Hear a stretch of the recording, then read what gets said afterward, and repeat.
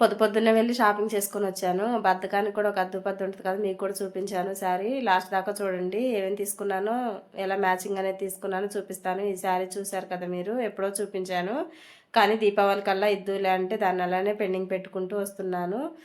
అయితే రేపే ఇవ్వాల్సి వచ్చింది. ఈరోజు మాత్రం తప్పదు ఎందుకంటే రేపు ఇచ్చి పంపించాలి కదా, అందుకే ఉదయమే వెళ్ళి మ్యాచింగ్ బ్లౌజు, ఇంకా హ్యాంగింగ్స్, థ్రెడ్స్ అవన్నీ ఎలా మ్యాచ్ అయితే సింపుల్గా కావాలని అందుకే హాఫ్ పట్టులో తీసుకున్నాను. డిజైనర్ ఏమొద్దని చెప్పింది, అందుకే హాఫ్ పట్టు తీసుకొని లైనింగ్, వాటికి కావాల్సిన హ్యాంగింగ్స్ ఇవన్నీ తీసుకొచ్చాను. మీకు చూపించడానికి కూడా ఎన్ని తిప్పలు పడతాను చూడండి. ఒకసారి అయితే చూపించేటప్పుడు తేలిగ్గా అనిపించింది, కానీ దాని వెనక చాలా కష్టాలు ఉంటాయి.